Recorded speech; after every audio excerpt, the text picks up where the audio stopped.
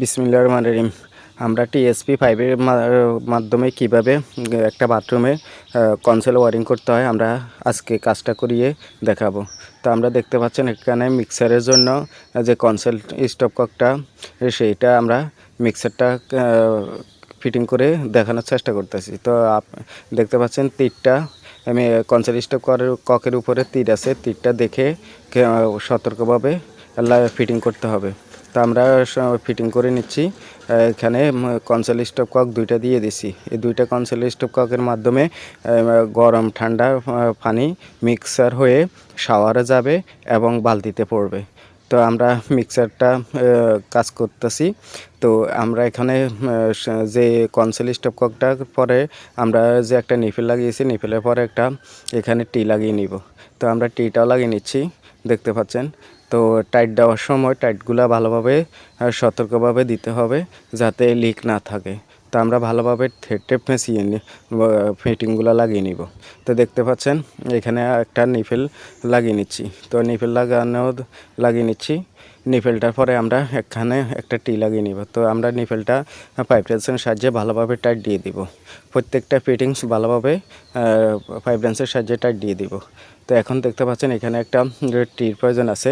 আমরা 3/4 টিটা ফিটিং করে নিচ্ছি। তো কনসোল স্টপকক দুইটা আমরা একটা হলো গরমের লাইনের জন্য আর একটা ঠান্ডা লাইনের জন্য। তো একটা কনসোল স্টপককটা হলো সাবি সিস্টেম।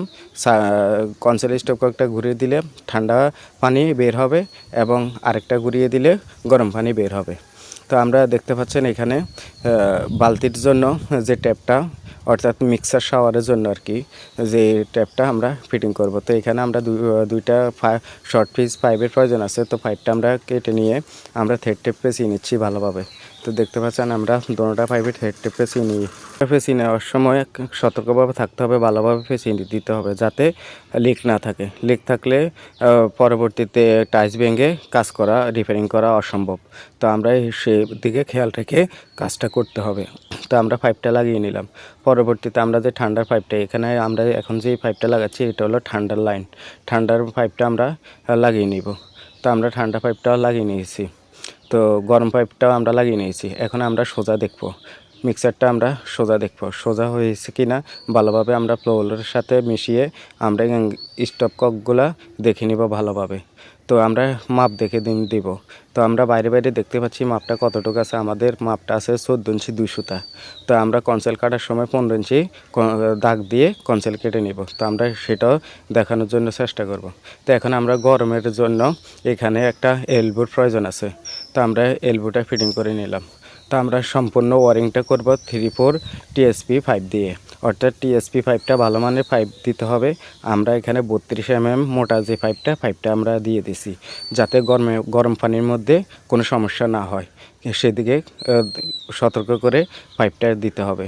তা আমরা ঠান্ডা পানির জন্য যে এখানে ট্যাপটা দিব, মিক্সারটা হোক আর বিপকক হোক যেটাই আমরা ফিটিং করি পরবর্তীতে করব। তো এখানে আমরা একটা এলবো, এরপরে একটা নিপেল, একটা 3/4 ব্রাশ এলবো আমরা ফিটিং করে নিচ্ছি। এরপরে আমরা মাঝখানে মাপ দিয়ে মাপটা দেখার সময় খেয়াল রাখতে হবে মিডিলে 6 ইঞ্চি আছে কিনা। 6 ইঞ্চি রেখে আমাদের মাপ দিতে হবে। 6.5 ইঞ্চি রাখলেও সমস্যা নাই। পরবর্তীতে এল সিস্টেমের যে এলবোগুলো হয় সেগুলো দিয়ে আমরা মিক্সারটা ফিটিং করতে পারবো। তো আমাদের দেখতে পাচ্ছেন মিক্সারটা ফিটিং শেষ সম্পূর্ণভাবে। এখন আমরা কনসেল করব। তো আমরা কনসেল গ্রুপ কাটার জন্য আমরা দেখতে পাচ্ছেন আমরা গ্যানিং মেশিনের সাহায্যে দাগ দিয়ে দিচ্ছি। তো এখানে দেখছেন পিলারটা আমরা না কেটে আমরা পোলর দিয়ে উঠিয়ে নিয়ে ঠিক এখানে আমরা একটা প্ল্যানের জন্য লাইন করব। তো আমরা দেখতে পাচ্ছেন এখানে মিক্সারের যে শাওয়ারের যে লাইনটা কেটে নিচ্ছি। তো এখানে দেখতে পাচ্ছেন এই যে শাওয়ারের জন্য আমরা 15 ইঞ্চি বাইরে কেটে রেখেছি, মাপ দিয়ে গ্রুপটা কেটে নিচ্ছি। ঠিক এই জায়গায় আমাদের 2 আঙ্গুলের মাথায় দেখতে পাচ্ছেন এখানে আমাদের একটা বালতির জন্য একটা গরমের ঠান্ডার জন্য ট্যাপ হবে। তা আমরা এখন শাওয়ারটা ফিটিং করার জন্য পাইপটা মাপ নিয়ে আমরা কেটে নিয়ে এখন আমরা পাইপের মাথার মধ্যে 1/2 3/4 একটা ব্রাশ এলবো ফিটিং করে নিচ্ছি ভালোভাবে। তো এখন আমরা শাওয়ারটা ফিটিং করে নিলাম। তো আমরা মিক্সারটা সোজা করে দাঁড় করিয়ে জায়গা গ্রুপের মধ্যে বসিয়ে ফিটিং করে নিলাম। এখন আমরা গরমের যে পাইপটা গিজারে পলসাদে যে গিজার হবে, গিজারের যে লাইনটা এই লাইনটা আমরা পাইপটা মাপ নিয়ে নিব। তো আমরা যতটুক মাপ আছে আমরা ঠিক অতটুকু মাপ দিয়ে দেখে নিয়ে আমরা পাইপটা কেটে নিব।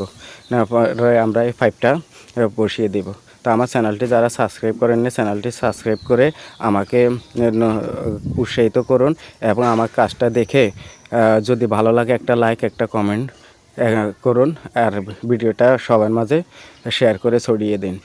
তো আমি এখানে আমরা যে পাইপটা দেখতে পাচ্ছেন পাইপটা আমরা ফিটিং করতেছি ঠান্ডার পাইপ। তো ঠান্ডা পাইপটা আমরা ফিটিং করা শেষ। এখন আমরা মোটামুটি ওয়ারিংটা আমাদের কমপ্লিট শেষ ওয়ারিংটা এখানে। তো আমরা এই ফলসাদের উপরে দেখতে পাচ্ছেন আমরা গিজারের জন্য যে লাইনটা এই লাইনটা করে নিয়ে নিয়েছি। তো আমরা দেখতে পাচ্ছেন সম্পূর্ণ কাজটা আমরা আজকে এই পর্যন্ত টিএসপি যে ওয়ারিংটা আমরা সম্পূর্ণ করে নিয়েছি। ভালোভাবে দেখতে পাচ্ছেন যে আমাদের সম্পূর্ণ কাজটা কিভাবে আমরা করে নিয়েছি আমাদের কাজটা। তো এখন আমরা যে বাকি আছে সেই কাজটা আমরা করে নিয়েছি। এখন আমরা ক্লিপ মেরে ফাইনালভাবে কাজটা শেষ করে দিব। আর এই যে পয়েন্টটা দেখতে পাচ্ছেন এটা হলো প্ল্যানের বন্যার জন্য যে ট্যাপটা বন্যার ট্যাপের জন্য সে আমরা ভালোভাবে লেভেল করে দিব। এরপরে আমরা ওয়াটার লেভেলের সাহায্যে আমরা দেখে নিব স্ট্রেট সোজা আছে কিনা। দেখার পরে যাই আমরা পানি মেরে সিমেন্ট বালু দিয়ে জাম দিয়ে দিব ফাইনালিভাবে। তো টাইলসওয়ালা যাতে পরবর্তীতে টাইলস লাগানোর সময় তার পাইপগুলো যাতে না লড়ে সেই জন্য আমরা সিমেন্ট বালু দিয়ে টাইট করে দিব। তো আমাদের এই ছিল এই টিএসপি পাইপের যে কাজটা বাথরুমের যে ওয়ারিংটা এই পর্যন্তই। ভালো থাকবেন। আল্লাহ হাফেজ।